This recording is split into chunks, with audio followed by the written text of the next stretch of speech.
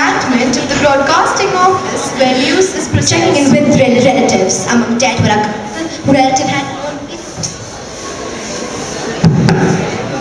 The newsroom is an enactment of the Broadcasting Office where news is processed. The idea behind the competition is to let the students have a real-time scenario of the functioning and the mechanism of a newsroom. The theme for today's competition is natural disasters across the world. I would now like to introduce to you all the judges for the competition. Our first judge is Ms. Akansha Bhagan. She has been associated with social media for the past 4 years and has been handling social media content with 3 brands on a freelance basis. She has been a social media manager and editor at Google Media. We are honored to have you with us. Welcome you, ma'am. Our second judge is Bhavna Pandey, the founder of the English Minds Academy. She has been in the field of education for the last 14 years. Other than teaching, she writes columns on social issues for newspapers. We are indeed privileged to have you with us. We welcome you, ma'am. Our third judge is Ms. Abrishmina Syed Qadri. She is the sub-editor, Sports with India Today. She covered the FIFA Under-17 World Cup that was recently held in October. She has interviewed footballing legends like Gianluca Zambrotta and Florent Malouda. She is also closely working with the newest badminton star Kidambi Srikanth. We are honored to have you with us. We welcome you, ma'am.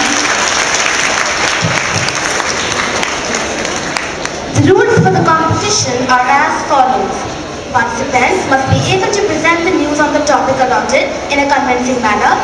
Teams must come up with innovative ideas. There must be 8 to 10 participants from each house. Time allotted to each house is 7 to 9 minutes on and off stage. The report should be presented in English. Use of Hindi words is strictly prohibited. Use of technology will be an add-on for the participants. The students will be judged for content, creativity, props and costumes, use of technology and overall presentation. Judges' decision will be final and binding. Now we have our first group presenting the news from the newsroom on wildfire.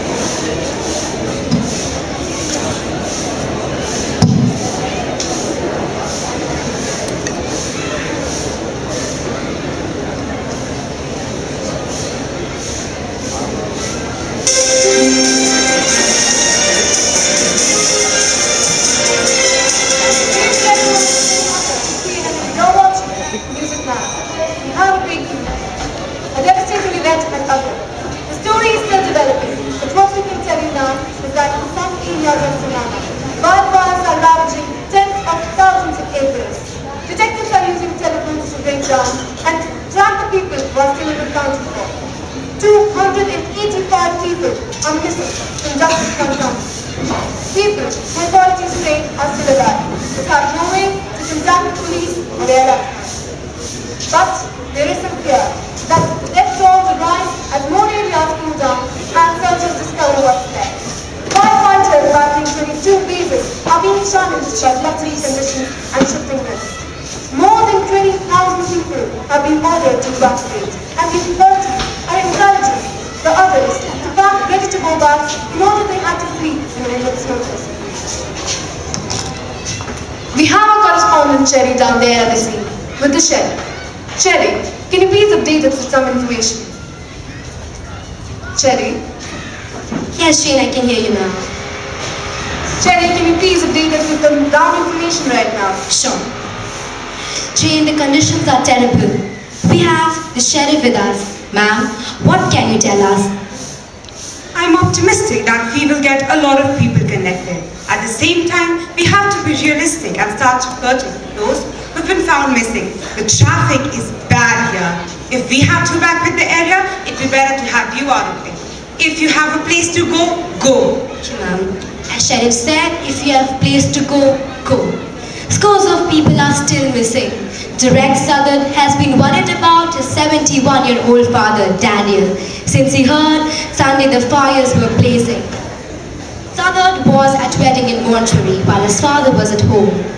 The sheriff said his house was burned to the ground and his car was melted in the driveway. We have Direct with us. Direct, what can you tell us? I had been texting my father that day at the wedding. He told me he'll call me that night, but instead, he texted me, asked me if I was having fun at the wedding. That was the last time I talked with him. Alright, Eric. Authorities believe communication issues are preventing many of the missing from checking in with relatives. Among dead were a couple who relatives said had known each other for nearly 90 years. Charles Rip, 100, and his wife Sarah, 98. We have their daughter Lauren. Lauren, what can you tell us? From where they found his body, he was trying to get from his room to her room. He never made it. There is no way he would have left her. Alright, Lauren. That's all I have, Jane. This is Sherry with new camera person Sean. For News at 9, over to you. Thank you so much, Jenny. Take care, stay safe. You're doing a fantastic job. With these work handling teams, we have an expert from NASA. Ma'am, can you please tell us what causes these wildfires? While there are certainly natural phenomena that cause wildfires, like lightning, a NASA study says 84% of wildfires are caused by human carelessness. It doesn't take much either. A campfire, a discarded cigarette, or an errant firework could be enough to trigger a huge blaze. They have recorded cases where wildfires were blamed not on carelessness, but arson. Thank you so much, ma'am. We are receiving a number of calls today asking us how we can help these victims. We have a relief and aid worker with us here today in the studio. Ma'am, can you please tell us what steps we can take in order to help these people?